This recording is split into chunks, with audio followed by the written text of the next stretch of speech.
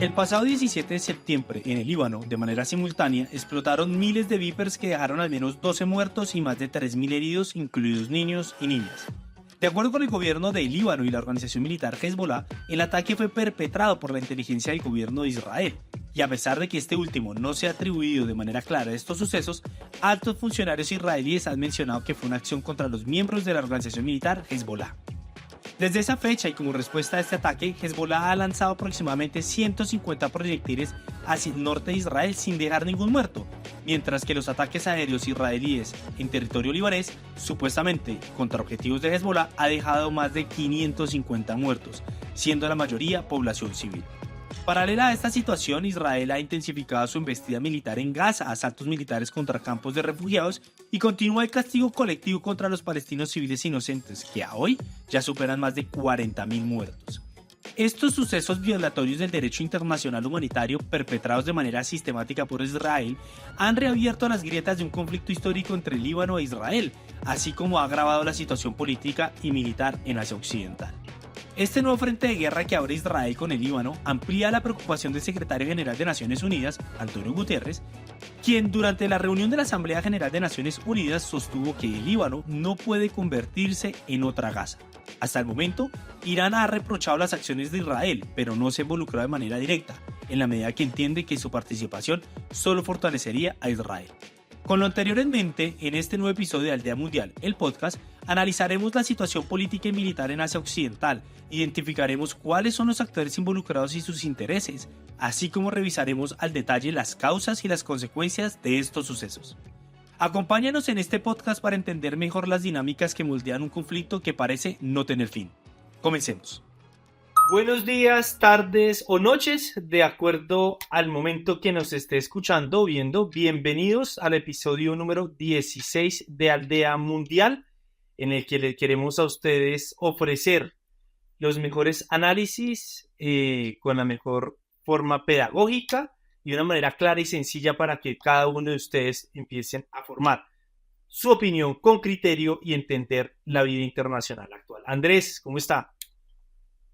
Hola Alejo, ¿cómo estás? Muy agradecido de estar otra vez acá en un nuevo programa de Aldea Mundial de Podcast. Hoy trabajando un tema pues que está en todos los medios de comunicación, lo estamos viendo en todas las noticias. Ahora es Israel contra el Líbano. Ya hemos tenido 3 programas en este año, primero Gaza, luego Irán y ahora otro frente que abre Israel en esta búsqueda, creo yo, de una guerra de hasta debajo de las piedras. Y para eso pues tenemos un programa dedicado para analizar un poco por qué el Líbano, cuáles son los actores, qué esperamos de esto. Y pues tenemos una invitada muy especial. Alejo, cuéntanos quién es la invitada con la que vamos a conversar el día de hoy sobre este tema. Así es, Andrés. Bueno, tenemos como invitada en esta oportunidad a Margarita Cadavid. Ella es internacionalista en la Universidad Rosario, con posgrado en Derechos Humanos y Defensa ante Sistemas Internacionales y máster en Asuntos Políticos Internacionales. Actualmente es profesora de la Universidad de La Sabana y de la Universidad Militar Margarita. ¿Cómo estás y bienvenida a este video podcast de Aldea Mundial? No, pues a ustedes muchas gracias por la invitación, Andrés, Manuel y a todos los que nos escuchan, mil gracias. Bueno, para nosotros es un gusto y bueno, antes de empezar, recordemos, quiero invitar a todas las personas que en este momento se conectan pues a seguirnos en nuestras redes sociales. Estamos como @Aldea Mundial en las diferentes plataformas de Twitter, Instagram, Facebook, YouTube, entre otras. Entonces, para que por favor nos sigan y si les gusta nuestro contenido, no duden en compartirlo a todas sus familias, amigos y cercanos. Andrés. Bueno, comencemos a tocar el tema como tal. Nos gustaría que nos pudieras contar un poco este contexto de por qué Israel ataca al Líbano, qué es lo que pasa. Sabemos que son fronteras, lo sabemos, digamos, porque la crisis se está dando en la frontera norte de Israel, sur del Líbano, pero ¿cuál es la historia detrás de esto? Porque no es la primera vez, hay una historia grande entre estos países. Cuéntanos un poco ese contexto que nos lleva al escenario actual entre ambos países. Bueno, pues me voy a remontar un poco en la historia porque siempre que se habla de Medio Oriente o de Asia Occidental, como lo denominamos en este momento, para evitar estas subjetividades y definiciones desde el mundo occidental hacia este sujeto o de estudio, como lo denominan algunos, lo cierto es que hay que tener en cuenta varias cosas. La primera es que Líbano es uno de estos estados que surge en los años 40. Líbano es una de estas creaciones, podemos decir, artificiales que se dan tras la caída del Imperio Otomano con la división que se hace de los acuerdos Sykes-Picot en 1916, que van a terminar siendo ratificados después de la Primera Guerra Mundial, donde Francia e Inglaterra se dividen estos territorios. Entonces, esto que corresponde hoy a lo que es Líbano, le fue otorgado como protectorado a Francia. ¿Por qué es importante explicar esto? Porque para entender el conflicto que está teniendo lugar hoy, hay que tener en cuenta dos elementos que desde mi perspectiva son fundamentales. La primera, estamos hablando del tercer país más pequeño dentro del mundo árabe, un país que además comparte fronteras, como sabemos, en el sur con Israel y también comparte fronteras con Siria. Es un país que, como muchos de los países de Oriente Medio, es multiconfesional. ¿Esto qué implicó? Que estamos hablando de que en el Líbano tenemos unas comunidades que son cristianas maronitas y las dos grandes comunidades del Islam que son sunís y chiís. Esto es importante, ¿por qué? Porque vamos a tener que entre estas comunidades, con la presencia francesa y con, el paso a la independencia, se creó un reparto de poder entre estas comunidades, un reparto del poder político, aun cuando ya existía, podemos definirlo así también, una participación económica diferenciada.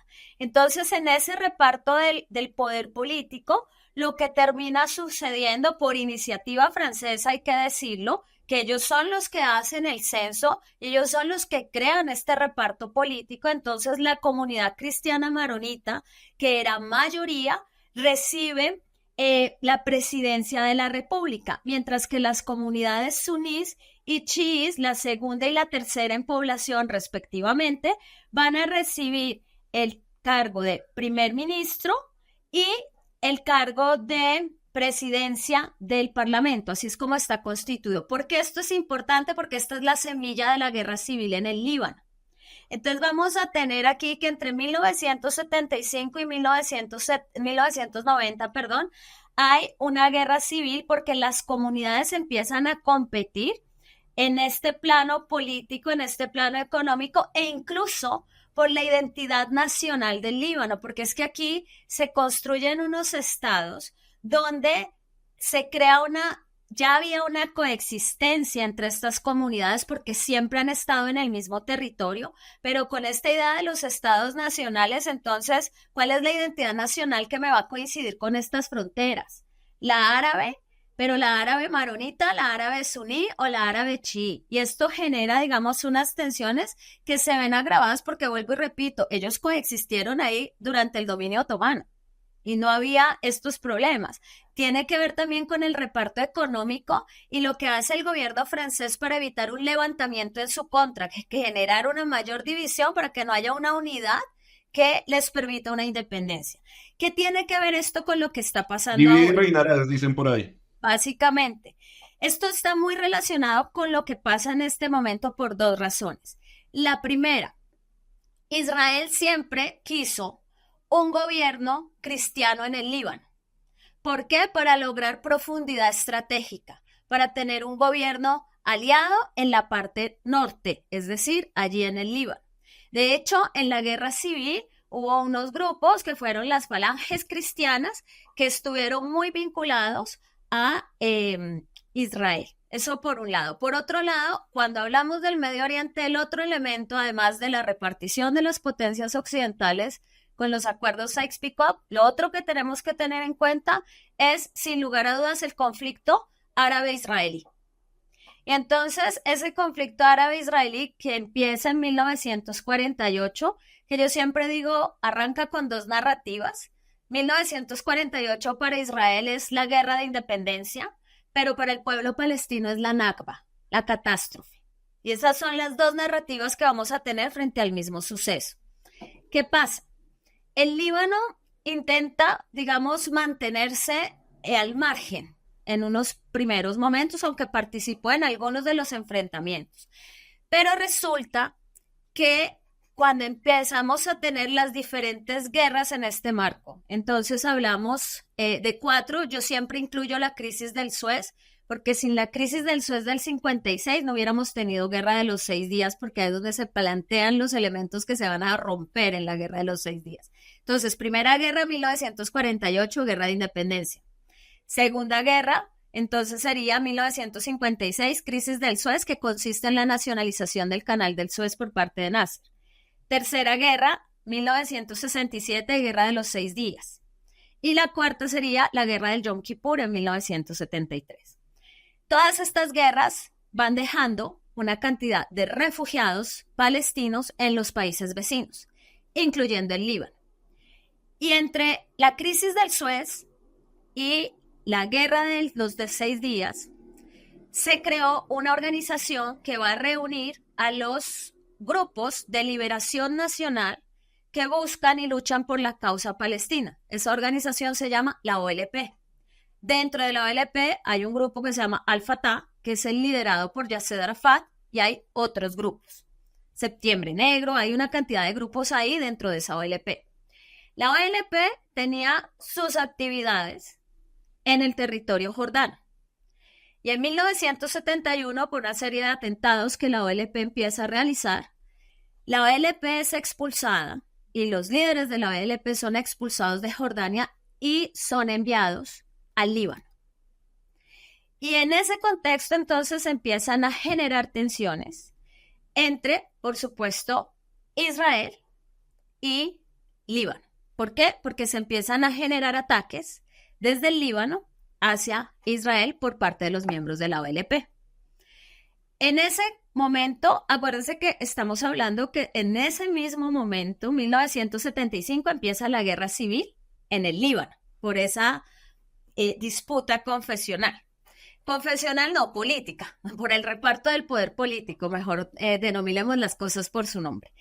¿Y qué es lo que termina sucediendo? Pues lo que va a terminar sucediendo es que la situación se deteriora en todos los frentes para el Líbano y en 1982 uno de los grupos chiíes que se llamaba, había un grupo chií que era Amal, ese grupo va a sufrir como una separación, una división, y es en ese momento donde surge Hezbollah. ¿Y por qué Hezbollah aparece en 1982? Porque en 1982, en una operación que se llamó Paz para Galilea, con estos nombres rimbombantes y bíblicos que suele ponerle Israel a sus operaciones, hay otra que se llamó Uvas de la Ira, y bueno, uno puede hacer un repaso por muchas de estas operaciones que hizo. Ocupó el sur del Líbano. Pero cuando uno dice ocupó el sur del Líbano, hay que entender que estuvo a kilómetros de Beirut. Y entonces, en el momento en el que ocupa el sur del Líbano, se crea este grupo que se llama Hezbollah, que significa el partido de Dios, y lo que busca Hezbollah es expulsar a Israel del sur del Líbano. Entonces, la primera conclusión que podemos sacar de tu primera pregunta es ¿por qué el Líbano termina involucrado o enredado, si se quiere, en el tema del conflicto palestino-israelí? Eso podríamos decir lo que es como el marco histórico, ¿no? Ajá. O sea, es Claro, decir, claro.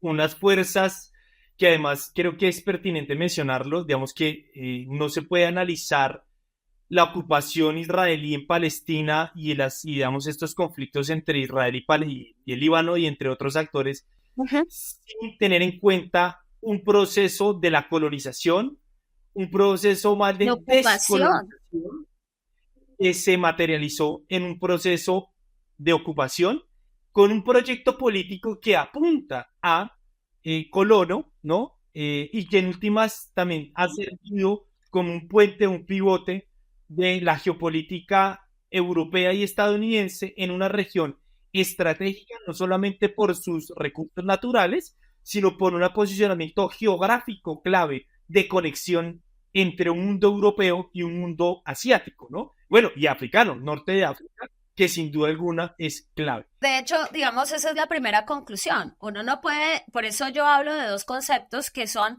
conflicto árabe-israelí y conflicto palestino-israelí. Porque es que la causa palestina, por diversas razones, termina involucrando a muchos actores, pero también las iniciativas israelíes de ganar profundidad estratégica en la región van a generar que los países árabes terminen involucrados. Como dirían en Claro, Argentina, para bailar tango se necesitan dos. Claro, Entonces, sí, esto es un juego porque a la gente se le olvida y por la inmediatez que tenemos de las noticias, entonces el tema de Palestina para muchos empezó el 7 de octubre con el ataque de Hamas. claro. O el tema del Líbano empezó ayer o hace 3 o 4 días y resulta que antes de 1982 Hezbollah ni siquiera existía, pero Israel ya había ocupado el sur del Líbano. Por la misma razón que el total. Bosnia, por razones de seguridad. Pero resulta que yo por razones de seguridad no puedo ir ocupando territorios. Sí, claro. No, y que me parece interesante lo que planteas sobre la construcción de dos narrativas desde 1948 y que es importante tenerlo siempre presente.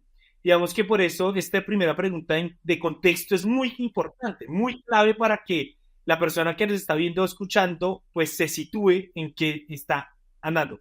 Sin duda este conflicto, bueno, esta situación que ha escalado un conflicto, pues tiene sus orígenes en esa cuestión, en la división, en la búsqueda, digamos, de una, lo que tú llamas una profundidad estratégica por parte de Israel, pero sin duda también parte de una situación que busca encenderse prolongadamente.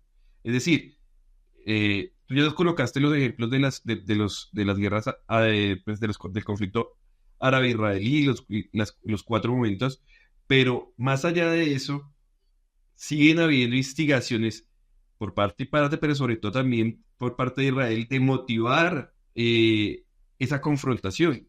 Y yo siento que eso es lo que hoy está sucediendo en este momento, digamos, como una instigación a que este conflicto se vuelva más crudo, o coja otras proporciones, dada la situación política, pero que ya llegaremos allá. Margarita, digamos, ya tenemos un contexto histórico que, como lo decía anteriormente, me parece clave para las personas que nos están viendo, escuchando.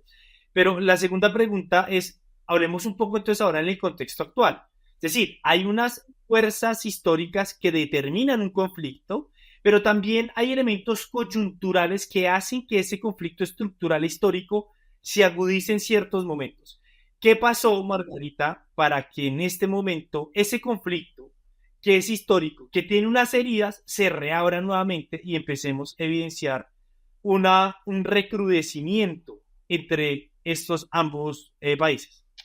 Bueno, pues nosotros tenemos que, evidentemente, después de 1982 ha habido una serie de incursiones y ha habido provocaciones de lado y lado.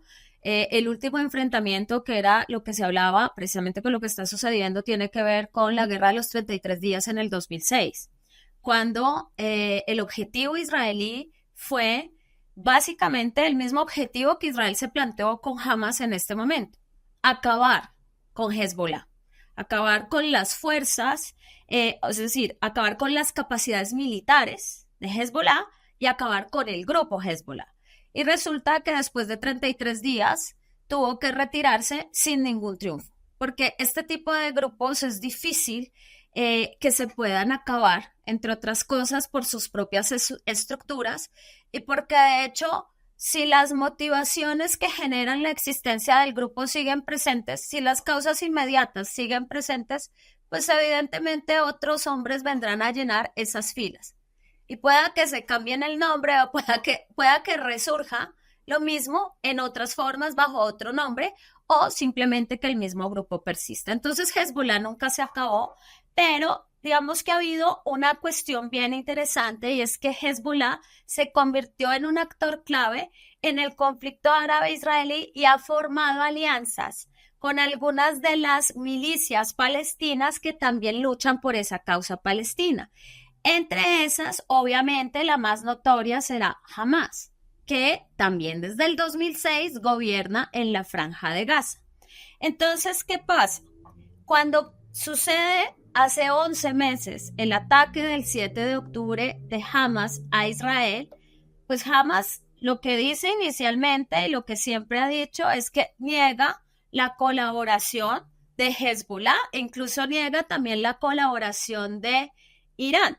Entonces, pero Hezbollah siempre ha hablado de la solidaridad con la organización palestina tras esto que ha empezado, que pues si se me permite, yo sí quiero llamar las cosas por su nombre, ya esto no es ninguna operación para ejercer el derecho a la legítima defensa, esto ya desbordó es decir, yo les decía, precisamente hablando del derecho internacional humanitario esta mañana con mis estudiantes, yo les decía a ellos, yo siento que hay principios que no existen todavía y que Israel ya los está violando. Es como cuando uno hace ejercicio y le duelen a uno músculos que no sabía que tenía. Yo siento que en términos de lo que se puede y no se puede hacer en la guerra, hay cosas que todavía no están en los principios, pero de que después de esto nos va a tocar incluir, porque es que el nivel de deshumanización al que hemos llegado verdaderamente es brutal. O sea, yo sé que la guerra es un acto inhumano per se, pero hemos llegado a una deshumanización del otro y me impresiona mucho las posturas que se generan alrededor. Pero volviendo a la pregunta que me hacen, es, claro, Hezbollah entonces termina, obviamente, en el marco de esa solidaridad, ejerciendo y haciendo lo que ha hecho, digamos, en otras ocasiones, y es bombardear desde el sur del Líbano, el norte de Israel. Ahora, hay que entender también una cosa. Las capacidades de Hezbollah, aunque las capacidades militares de Hezbollah, lo dicen algunos analistas, son de las más grandes que hay, de las mejores que hay, pero pues Israel tiene un domo de hierro que tiene que atacarla de manera simultánea para que esa estructura, digamos, falle o tenga ciertos fallos. Entonces, ha habido tensiones desde que empieza lo de Hamas, ha habido tensiones o desde que comienza lo de Hamas, no, también llamemos a las cosas por su nombre, desde que viene, digamos, este estallido que era de esperarse, porque esto era una olla a presión, esto en algún momento iba a estallar, porque estábamos hablando de un territorio ocupado, de un territorio que cada vez tenía menos recursos para su supervivencia. Y yo creo que si se me permite, se jugaron esa última carta sin justificar lo que hicieron, porque también me parece una barbaridad, hay que decirlo aquí, como dijo Boric ayer, no me pongan a escoger entre dos formas de violencia porque no puedo hacerlo, pero lo cierto es que no es igual la violencia que ejerce el opresor que la violencia que ejerce la resistencia, ¿no? Yo le agregaría otro elemento que me parece importante. Dos cosas. El primero es que no hay que olvidar que dentro del derecho internacional público, las potencias ocupantes, como está categorizado Israel por el Consejo de Seguridad de Naciones Unidas, que es vinculante a los estados, tiene unas obligaciones, ¿cierto?, que no ha cumplido. Por ejemplo, no puede desplazar a personas, tiene que ofrecerle todos los servicios. Sí, las violaciones son... ¿No es cierto? Entonces, creo que eso es un primer elemento que me parece relevante también tenerlo en cuenta. Y inclusive, sí. Yo, perdona que te interrumpa, yo haría allí una pregunta que casi nadie se atreve a hacer, pero que hay que hacerla también. ¿Podemos hablar de derecho a la legítima defensa de un Estado hacia una población que está sufriendo una ocupación? Hacia allá iba mi punto. Entonces, digamos que ahí queda en duda el tema, pero lo segundo que también creo que es necesario tener en cuenta y claridad es que la situación entre Israel y Palestina no es una guerra entre estados, en la medida que pues Palestina no cuenta con un ejército militar, armado, que uno podría diferenciarlo en la guerra entre Rusia y Ucrania, que son dos estados con sus ejércitos, que uno de los ejércitos está respaldado militarmente por algunos países de Europa y Estados Unidos, pero en el caso de Israel y Palestina, esta situación es diametralmente diferente. Mientras Israel tiene uno de los desarrollos tecnológicos más avanzados, con una inteligencia avanzada y con una venta altísima de armas por parte de Estados Unidos y Alemania, Palestina no cuenta con un ejército y mucho menos con unas capacidades militares de esta envergadura. Entonces, creo que esos dos elementos, creo que también son necesarios tenerlos. Aclarar, de acuerdo. Sí, es totalmente eso de confrontación asimétrica. O sea, digamos, de Palestina a Israel hemos podido decantar, sin duda, para nosotros se está ejerciendo un genocidio en Gaza. Y yo creo que no solamente en Gaza, todo el territorio palestino, incluido las zonas ocupadas. Sí, de acuerdo. Volviendo al tema, es muy similar a lo que pasa en el Líbano. Digamos, es una situación que sigue siendo asimétrica, que si bien no podemos asemejar la población y la construcción de la organización, como Hezbollah y Hamas, porque operan diferente, tienen unas visiones, incluso son aliados, pero tienen visiones diferentes dentro de sus objetivos, eh, pero pues la relación es muy similar.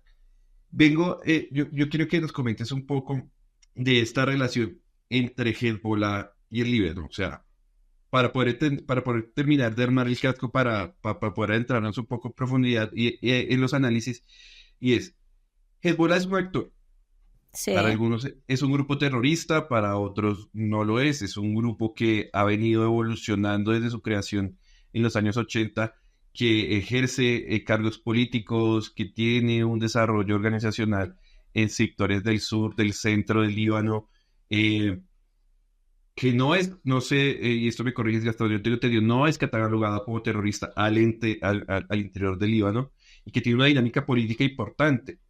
Eh, ¿Cómo juega esa relación entre el gobierno actual del Líbano y Hezbollah? ¿Y cómo es ese interactuar? Porque finalmente lo que nos va a llevar y o lo que yo he podido ver en las conferencias, sí, las conferencias y entrevistas, es que el gobierno del Líbano se está comenzando a alinear con Hezbollah por las acciones que está tomando Israel.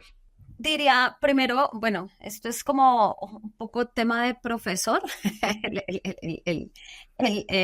los conceptos y las formas en las que denominamos los actores son importantes porque hago claridad en esto, porque hoy por hoy cada quien define su terrorista, ¿no? Como si definir a un grupo como terrorista nos da una carta blanca de acción frente a ese grupo, olvidándonos de todo lo que haya en materia de regímenes internacionales y derechos. Entonces, ahí en ese punto yo quisiera decir, Hezbollah surge como un grupo de liberación nacional y surge como un grupo de liberación nacional y es visto por un sector de la población libanesa como eso.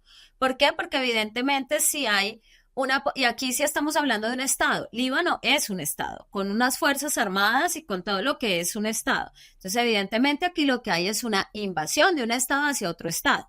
Pero como es Israel invadiendo el Líbano y no es Rusia invadiendo Ucrania, entonces la perspectiva y la lectura con el doble rasero que tenemos para denominar las cosas fue muy diferente, ¿no? Cuando Israel ocupó el sur del Líbano, entonces hubo ahí unas voces que se levantaron, pero no muy alto, ¿no? Eso hay que decirlo. Entonces se crea un grupo de liberación nacional.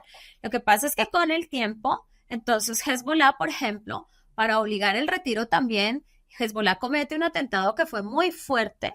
Creo que este fue de los años 90, yo no sé si Alejandro me corrige si me equivoco, contra la base estadounidense, contra una base militar estadounidense que la voló y ya cuando empieza a secuestrar soldados israelíes en la frontera y ya cuando empieza a hacer todo este tipo de acciones, entonces Hezbollah entra en la lista de los grupos terroristas, por supuesto de los Estados Unidos y por supuesto de los mismos israelíes. Y de hecho, eso empezó en 2006, para hacer la aclaración, secuestraron a 2 soldados israelíes y esto pues generó el intercambio. Pero al interior del Líbano, ¿qué pasa? Después de la guerra civil del Líbano, en 1992 Hezbollah fue legalizado como partido político.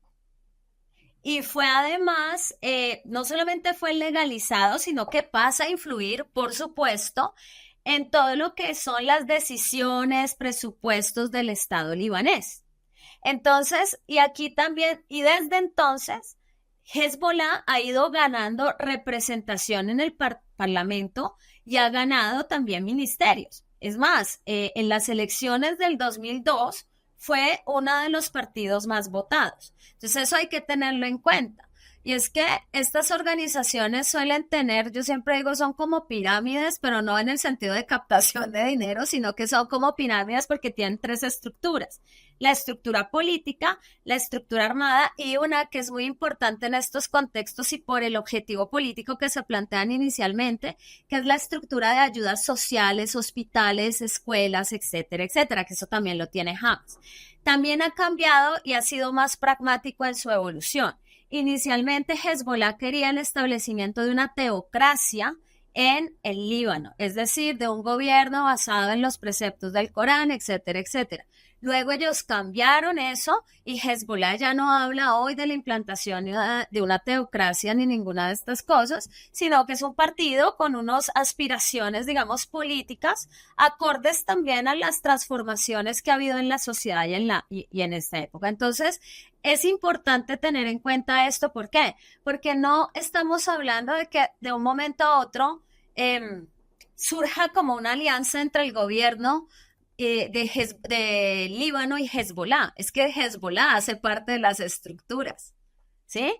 Y Claro. lo que sí puede pasar ahora, que esto lo he dicho 2 veces porque me sorprendió mucho, porque dije, parte de lo que está sucediendo en este momento y el por qué ahora es que yo veo que al único que le conviene continuar esta guerra es a Netanyahu, porque en la medida en que la guerra continúa, él puede seguir en el poder. Entonces él ha tratado por todos los medios de que no haya una negociación. ¿Y por qué digo que ha tratado por todos los medios? Porque mató al negociador. Cuando mata a Haniyeh en Teherán, está matando a su Claro. interlocutor. Si yo mato a mi interlocutor en una negociación, ¿qué voluntad de paz tengo? Perdónenme, pero ahí no hay voluntad de paz. Ha intentado por todos los medios que Irán reaccione y tenga una respuesta. E Irán, yo creo que ha planteado lo que siempre ha planteado con Israel, es una paciencia estratégica, ¿no? Ellos tienen paciencia, pero yo a veces siento que eso va a tener de todas maneras un límite. Entonces, ¿por qué digo todo esto? Porque cuando la gente dice, es que llevan 11 meses bombardeando el Líbano, Hezbollah bombardeando el norte de Israel, mi pregunta es si llevan 11 meses y por qué ahora. Porque todo lo demás fracasó. Porque todas esas demás intentos por presionar, entonces lo que les quería contar era que cuando yo dije esto, que lo que se busca es el involucramiento de otros estados. Y no estoy hablando solamente de Irán, es que al involucrarse Irán, muy seguramente Estados Unidos tendría que empezar a plantearse qué va a hacer en ese contexto. Claro. Entonces me decía alguien, pero ¿cómo va a decir que es que quiere involucrar a terceros si es que Hezbollah está hace 11 meses? Es que Hezbollah no es un estado. Eso es lo primero que hay que decir. Y lo que están atacando es el territorio estatal del Líbano. Luego, Líbano sí puede responder con sus fuerzas armadas porque no puede haber, esto se llama, no puede haber el principio de proporcionalidad incluye que no haya ataques indiscriminados.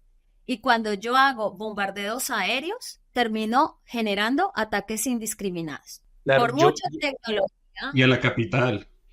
en todas partes. yo le agregaría, pues, otro elemento, que digamos que toda esta situación actual también surge en la medida que el 17 de septiembre, digamos que esto toma otra vez, si bien lo que dice Margarita, llevan 11 meses, pero digamos que toma relevancia en la palestra pública porque el 17 de septiembre hay una explosión masiva de vipers en el Líbano. Digamos que esta situación hace que todo el mundo se cuestione quién lo hace, por qué lo hicieron, cómo lo hicieron.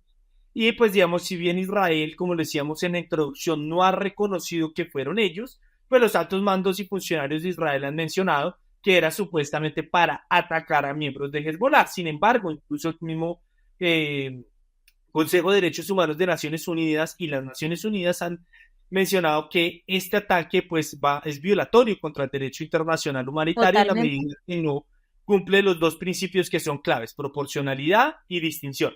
Y pues hemos evidenciado que en esto, lastimosamente, no solamente los ataques aéreos, sino también estos ataques a través de los Viper, cayeron niños, porque claramente no hay una distinción quién tiene ese aparato, un niño, una niña, una Claro. mujer, ¿no? O un ciudadano normal, regular, que pudo haberlo cogido y le explotó. Ahora bien, yo creo que para agregar y, digamos, complementar algunos elementos relevantes de Margarita, yo quisiera, digamos, que esa pregunta de cómo se ven, ¿no? Cómo lo interpretan los libaneses, pero también cómo lo interpretan los estadounidenses y los europeos. Y aquí esta visión de seguridad me parece muy importante, y es que nosotros tenemos una construcción de visión de seguridad a partir de un colonialismo, ¿no? Es decir, cómo vemos a la otra edad. Y comúnmente en estas zonas del mundo vemos al árabe musulmán como gente radical, gente loca, gente que no es racional, ¿no es cierto? Que es gente terrorista, pero cuando uno le pregunta a los libaneses o a muchas personas en esta zona, dice, para ti, ¿qué son estas organizaciones? Muchos de ellos te responden, son organizaciones de resistencia. Y cuando hablan de organizaciones de resistencia, ¿a qué resisten? Pues resisten a unas lógicas históricas del imperialismo y de influencia de parte de Europa y Estados Unidos en los asuntos políticos, económicos, sociales, incluso religiosos de la zona. Entonces, digamos que me parece muy interesante y que yo solamente agregaría, y con esto termino, es que creo que esta lógica de entender al otro como un terrorista, como uno malo, que porque se viste distinto, cree distinto a nosotros, se vino agudizando también con otro punto que me parece muy importante, y fue la guerra contra el terror que Estados Unidos implementó a partir del año 2001, en el que pues claramente se evidencia y señala a todo este distinto, diferente, esta otra edad, como algo malo, terrorista, hay que aniquilarlo, y claramente como lo dice Margarita, este enfoque de creer que la única solución es eliminar a esos que señalamos como terroristas por la vía armada, lo único que hace es generar más revanchismo, generar más odio, por lo mismo que hemos evidenciado. Son ataques aéreos, son ataques desproporcionados, son ataques que no tienen distinción alguna y que realmente los principales afectados son población civil y que, como lo dice Naciones Unidas, pues es personas que están por fuera dentro del conflicto, pero que ciertos actores los terminan involucrando.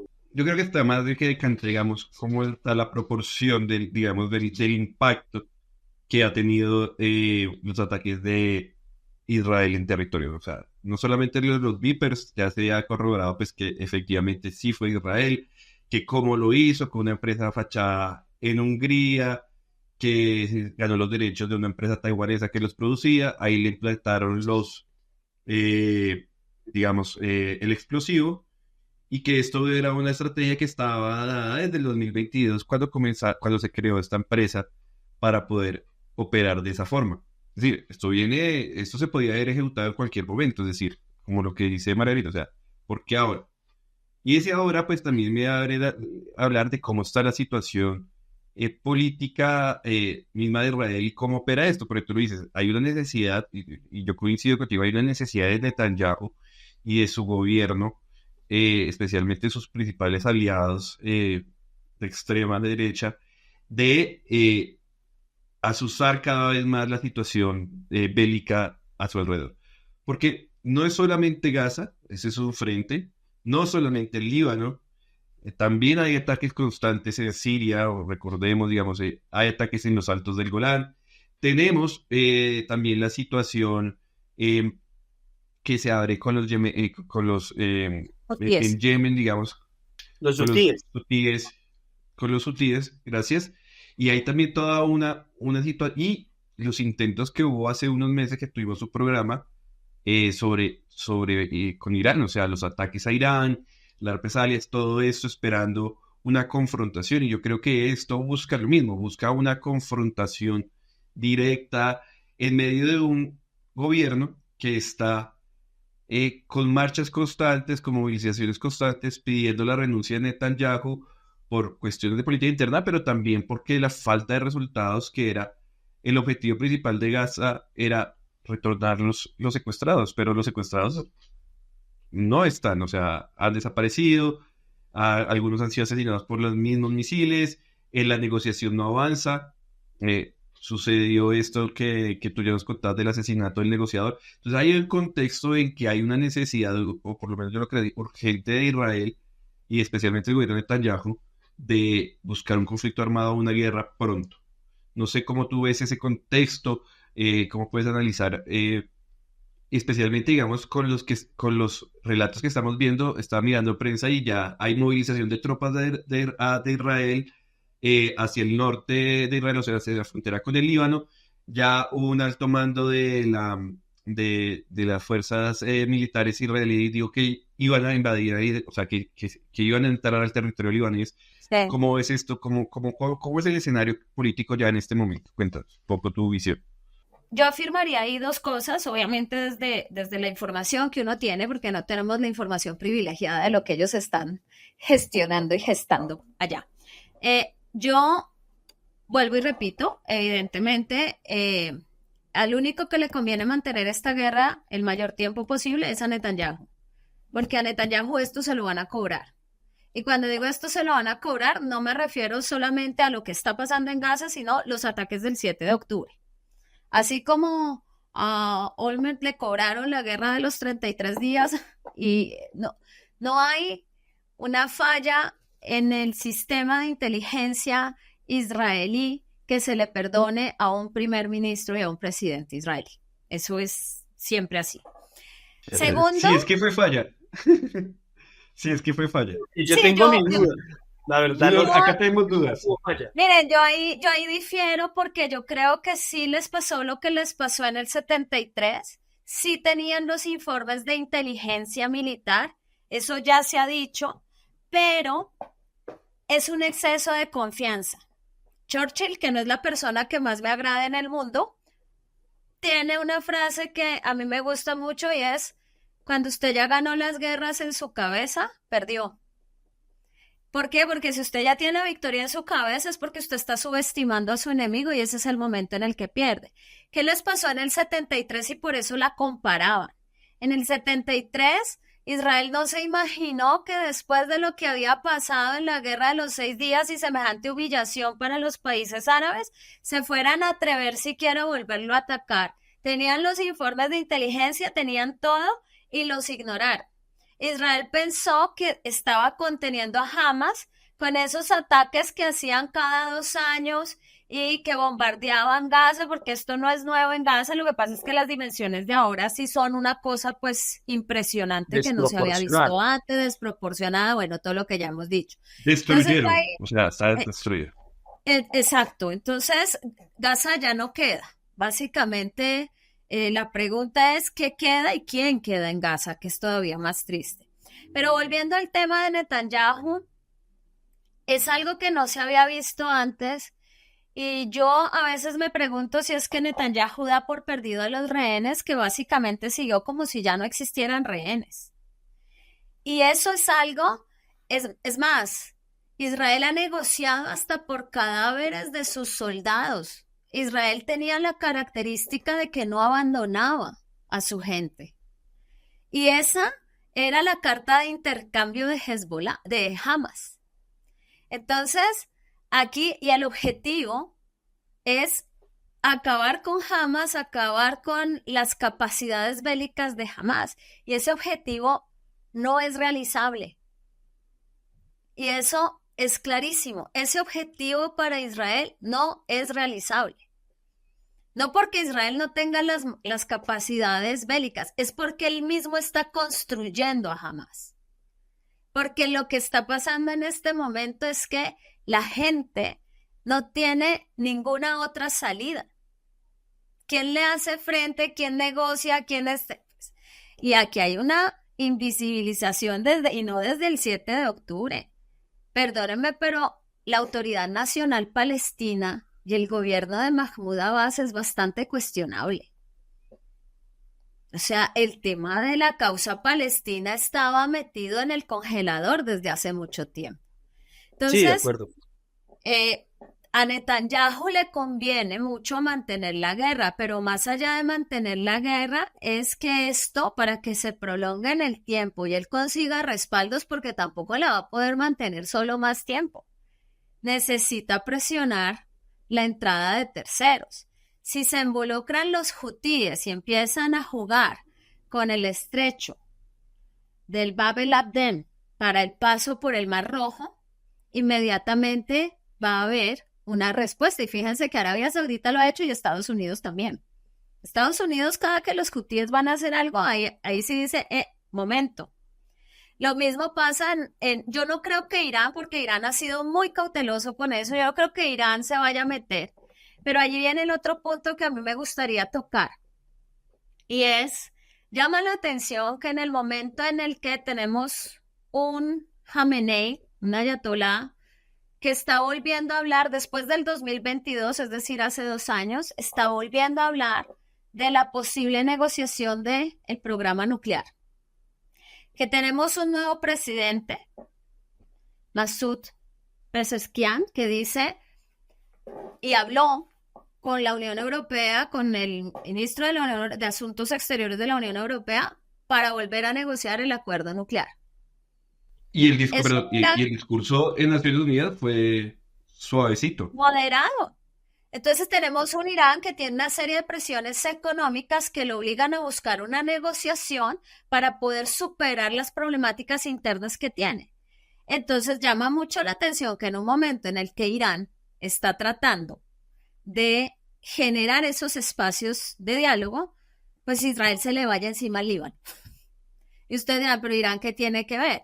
Y ahí es donde también hay que decir una cosa, y eso es lo que cambia un poco también la imagen que se tiene de Hezbollah. Entonces uno dice, bueno, es un grupo de liberación nacional, denominado por otros como grupo terrorista, pero resulta que cuando empiezan la denominada o mal llamada, como dicen algunos, primavera árabe en el 2011 en Siria, y cuando Bashar al-Assad está prácticamente contra las cuerdas en unos primeros momentos, pues ¿quiénes van en su ayuda? Hezbollah. Entonces, y ese es el apoyo. Hezbollah, digamos, fue creado con el apoyo de la Guardia Revolucionaria iraní. Entonces también algunos dicen que Hezbollah y Hamas se han convertido en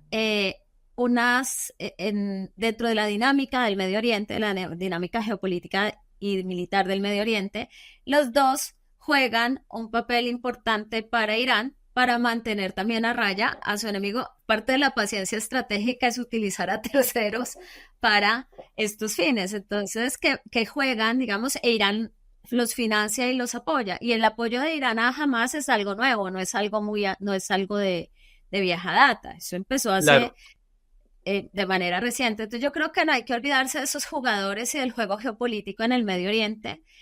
Como en política internacional no hay amigos, hay intereses, y es bien dinámico y bien cambiante. Y lo otro que me gustaría decir es, Irán se la ha jugado también, y Alejandro lo podrá decir también, yo no conozco ningún país que haya iniciado un programa nuclear que lo haya abandonado después. O sea, Sí, no, no. Sudáfrica entregó después su bomba y todo esto, pero lo desarrolló. Entonces yo creo que Irán, y para Irán esa es su manera, sería futuro el juego, pero necesitamos saber también en qué va ese programa nuclear, ¿no? Que por eso se necesita también esa negociación. Pero ahí Claro. falta ver qué va a pasar con Estados Unidos, porque una cosa es el escenario que se viene encima con Kamala y otra cosa es el que se nos viene encima con Trump. Sí, son dos visiones completamente diferentes. Yo quisiera agregar algunos elementos, y es que, claro, Irán también le apuesta al proyecto nuclear en la medida que Israel tiene armas nucleares, lo que posee. Claro. Entonces, digamos, para Ujú. generar un equilibrio, pues lo plantea como una manera también estratégica de equilibrio de poder en la región. Pero yo quería agregar tres cosas importantes que a mi consideración son, digamos, ayudarían a complementar el análisis de Margarita. El primero de ellos es que creo que el tema de la cuestión palestina estaba tan oculto o tan ya tan de paso, que Relegado. incluso si uno lo revisa, los acuerdos de Abraham fueron unos acuerdos que se desarrollaron y se firmaron en el 2020, en el que Estados Unidos estaba gestionando para que los países árabes musulmanes restablecieran sus relaciones diplomáticas con Israel. Ese fue el caso, por ejemplo, primero de Marruecos, que en medio de la negociación, Marruecos dijo, ok, yo restablezco las relaciones con Israel, pero Estados Unidos tiene que reconocerme que el Sahara Occidental es mío. A lo que Trump en ese momento, 2020, lo reconoció. Que eso sería otro tema fascinante para otro episodio del Día Mundial, para saber qué pasa con el Sahara Occidental, pero después eso lo agendamos.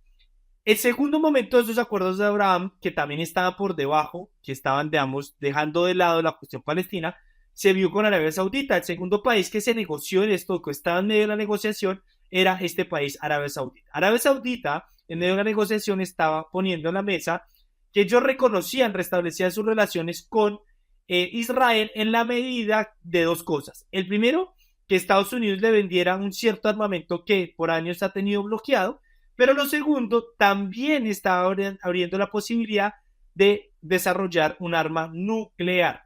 Por último, dentro de esa negociación, había dejado la causa palestina. No obstante, esta negociación entre Arabia Saudita, Estados Unidos e Israel se cayó luego del 7 de octubre. Y pues Arabia Saudita, pues digo, aquí ya no puedo, digamos, engavetar mucho la cuestión palestina cuando Israel está actuando de esa manera. Y mi tercer y último punto que me parece clave, yo agregaría otros actores. Hace poco publiqué una columna de opinión en Aldea Mundial en el que hablo del papel de China. Yo creo que China en marzo de este año firma ¿cómo se llama? La declaración de Beijing. Y esta me parece muy importante porque China trae las 14 facciones políticas palestinas. Digamos que es muy bien lo que dice Margarita, o apoyo lo que dice Margarita, que no son solamente Hamas o la autoridad palestina, sino existen más corrientes. Y digamos que en esta declaración de Beijing, las 14 facciones políticas se ponen de acuerdo en que van a dejar sus diferencias y van a trabajar de manera mancomunada para hacer un proceso electoral, para darle poco más de salida a la situación palestina, y esto con el respaldo de China también. Y esto creo que es un mensaje muy potente, en la medida que muestra que la única solución a los problemas geopolíticos intratables ya no es la única visión unilateral de Occidente, sino que también estaremos hablando de unos elementos de la multipolaridad. Y aquí con esto termino otro punto y le doy la palabra a Andrés, y es también el posible encuentro que le puede abrir los BRICS a Palestina para crear unos nuevos diálogos y darle una solución. Y aquí creo que son dos actores que podrían involucrarse en una situación histórica de conflicto y que su involucramiento no viene de las armas, sino que vendría desde una propuesta de seguridad pacificadora. Y creo que eso reequilibraría también el juego. Andrés. Sí, no, yo creo que coincido y esto me da pie, digamos, para poder hablar y poder hacerte, digamos, la última pregunta para ir terminando. Y es, durante, durante los últimos meses, es decir, desde más o menos cuando la respuesta de Israel, comenzó la respuesta de Israel a la situación del 7 de octubre, desproporcionada, con todo lo que hemos visto en Gaza, toda la masacre de Gaza, el genocidio en Gaza y todo este proceso de desarrollo que se ha desarrollado, hemos visto que diferentes actores, básicamente países, incluso Naciones Unidas, diferentes organismos internacionales, han comenzado a elevar la causa palestina, con posicionarla. Tenemos el tema de Sudáfrica con la Corte Penal Internacional, tenemos una serie de instancias en estos 2 días que llevamos de la Asamblea de las Naciones Unidas. Prácticamente no hay un país del sur global que no mencione la causa palestina, reivindicando la Palestina, buscando la solución de los dos estados, pidiendo el cese del fuego. Mi pregunta es, esa presión, esa construcción no es un bloque, pero sí de este llamado que hacen los países del sur global, pueden comenzar a tener un eco que logre llevar a la posibilidad, no solamente, digamos, de que Israel no recrudezca la situación en el Líbano, que es lo que estamos viendo hoy, sino que termine llevando a caminos que favorezcan para la solución palestina. ¿Tú cómo lo ves? Yo creo que de ahí va a venir la solución al final, ¿sabes? Yo creo que no creo que ellos vayan a lograr que se cree el Estado. Yo creo que estamos en un punto, estamos alcanzando en esa curva del conflicto ese punto, ese cenit que nos va a terminar llevando a que haya que acordar algo. Para mí es una lástima porque yo siempre he creído en la solución de dos naciones, un Estado. ¿Por qué? Porque es que ellos coexistieron ahí antes y la promesa de un Estado para los dos pueblos sobre un mismo territorio fue un error garrafal que se cometió durante la Primera Guerra Mundial. ¿Sí? ¿Por qué digo que eso ahora es más lejano? Básicamente porque las heridas que está dejando esto va a ser muy difícil para las dos comunidades lograr esos espacios. La solución de dos estados es muy compleja y ha sido muy compleja siempre por varias razones. No hay continuidad territorial, hay unas zonas de ocupación que generan mayor fragmentación en ese territorio y un estado sin continuidad territorial es prácticamente imposible. Israel impide el regreso de los refugiados Israel no va a ceder el manejo de las fronteras, Israel no quiere que Palestina tenga una fuerza armada. Entonces, en el entendido de todo esto, es más complejo los dos estados. ¿Por qué digo que en este momento hay algo que ha cambiado y ha cambiado mucho? Por primera vez Estados Unidos se abstuvo frente a una resolución, o sea, no la apoyó, una resolución frente a Israel de cese al fuego, yo no sé si lo recuerdan, no la votó en negativo, se abstuvo. Eso es un cambio fundamental, o sea. Lo segundo es, me corrigen si me equivoco, 143 países votaron por el ingreso de pleno derecho de Palestina, ¿no? Sí. O sea, eso es un avance enorme. O sea, cuando llevábamos más de una década sin hablar del tema palestino, por primera vez tenemos, porque lo otro, digamos, lo de Sudáfrica es importantísimo, porque es que es un actor con una estatura moral para hablar de lo que está hablando. O sea, que nos diga, que nos hubieran dicho, eso es un apartheid. Yo creo que solo el que ha vivido un apartheid puede decirnos, eso es un apartheid. Digámoslo en términos de moral y posicionamiento, digamos, en ese contexto. Pero también me parece que aquí hay algo que es más profundo que eso y que yo les decía y le digo a todo el mundo, más allá de ser una cuestión de izquierda o derecha, esto es una cuestión de humanidad, pero es una cuestión también de un momento en la historia que nos está reclamando unos cambios institucionales profundos, sobre todo por una razón. Los estados más pequeños y con menos capacidades en ese sur global, ¿qué otra arma tienen para defenderse de estados más grandes sino los regímenes internacionales y el acervo de derecho que hemos creado a lo largo de todo este tiempo? Si no es ese sur global el que levanta la voz, entonces ¿quién?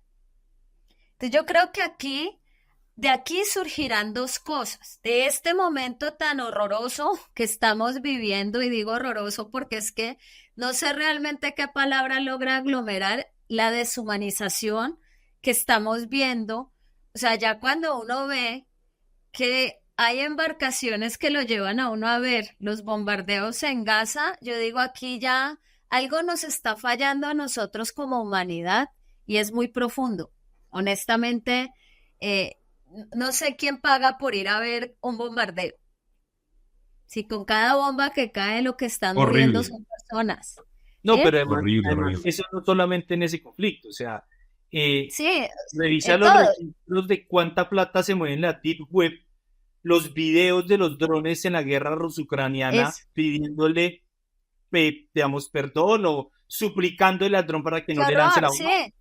Esos De drones matando gente como en una guerra de las máquinas, una cosa es impresionante realmente, por eso digo que estamos en un momento que nos está confrontando a unos cambios y cambios profundos dentro del sistema internacional. Entonces digo que de aquí van a surgir dos cosas.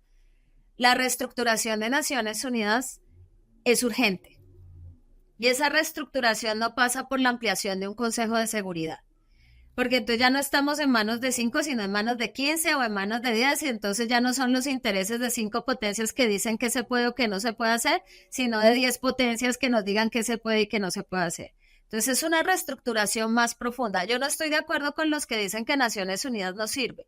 Mi postura es siempre, ¿qué tal que no existiera? No hace lo que tiene que hacer, entre otras cosas, porque su objetivo es demasiado ambicioso. Pues cuando uno se plantea como objetivo mantener la paz y la seguridad mundial, eso es muy complejo. ¿Sí? Entonces le cuesta, pero le cuesta es por la misma estructura y porque no se ha entendido que un organismo internacional es un ente por sí mismo, no la sumatoria de voluntades. ¿Y a qué me refiero con eso? Es un ente por sí mismo, luego no pasa por los intereses de los Así es. estados. Usted tiene que cumplir con lo que le dice la misión que tiene que hacer. Uno, eso. Y lo segundo que va a surgir de aquí es la solución para la causa palestina, porque esto ya no nos da más tiempo. O sea, esto ya tocó fondo y un límite. Entonces, yo creo que los que están presionando eso son sin lugar a dudas el sur global. Y entre más voces se unan a eso y entre más se presione, pues a veces, y eso nos lo ha enseñado la teoría de la interdependencia, que a veces hay contextos y situaciones donde se puede generar presión, no necesariamente por los medios tradicionales como la fuerza, sino a través de otros elementos. Entonces yo creo que sí, y yo creo que lo que pase de aquí en adelante es muy importante en términos de eso que yo les decía. Si nosotros defendemos lo que está pasando, lo que está haciendo Israel, eso tiene un efecto boomerang, no solamente para nosotros, sino para cualquier otro estado, porque eso está abriendo el tema de los Vipers, por ejemplo. Yo me rehúso a decir que qué operación de inteligencia tan buena. A mí me parece una violación, pero una infracción durísima al derecho internacional humanitario y está abriendo una puerta nefasta, nefasta y muy peligrosa. Yo veía a la gente que decía, estamos desconectando los intercomunicadores de los bebés porque tenemos miedo de que explote. Sí, no, y todo, apagar todo, no, eso horrible. No, pues Margarita, muchas gracias. Simplemente para y decir una cosa, y es para las personas que nos están escuchando, les recomendamos, digamos, para entender, si quiere tomarse el tiempo para tomarse y ver todo el panorama, los invitamos a escuchar el capítulo 1 que hablamos sobre el genocidio en Palestina y el capítulo 6 que hablamos sobre Israel e Irán, y junto con este creo que se llega a una perspectiva y puede dar, digamos, entender todo el proceso, todo lo que estamos hablando y todo lo que estamos conllevando de este nuevo momento que estamos viviendo, lastimosamente, como lo plantea Margarita. Bueno, Margarita, muchísimas gracias. Tenemos por la dictadura del tiempo que cerrar este episodio número 16 de Aldea Mundial. Entonces, de antemano te quiero agradecer. Muchas gracias por acompañarnos en este espacio, regalarnos una hora de tu tiempo y obviamente tus conocimientos. No, muchísimas gracias a ustedes y gracias por invitarme a participar en este proyecto, bueno, que ya no es proyecto en esto tan bonito, que es para ayudar a informar a la gente desde otras perspectivas, digamos, un poco menos apasionadas, aunque no dejamos de ser seres humanos y de conmovernos por las situaciones y por lo que pasa y de empatizar con eso, porque si no, dejaríamos de ser Claro, humanos si no somos capaces de solidarizarnos o empatizar. Muchas gracias a los dos. Y un gusto, que ojalá me vuelvan a invitar. claro que sí. Claro que sí.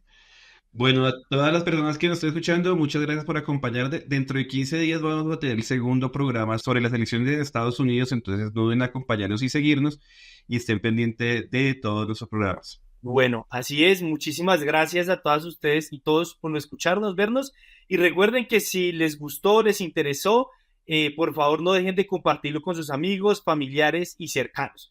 De mi parte puedo decir que cumplimos otra vez el objetivo, como siempre es, ofrecer los mejores análisis desde una postura sensata, crítica, académica, pero eso sí, rigurosa, para compartir todos sus conocimientos. Entonces, nos vemos para la próxima. Chao, chao.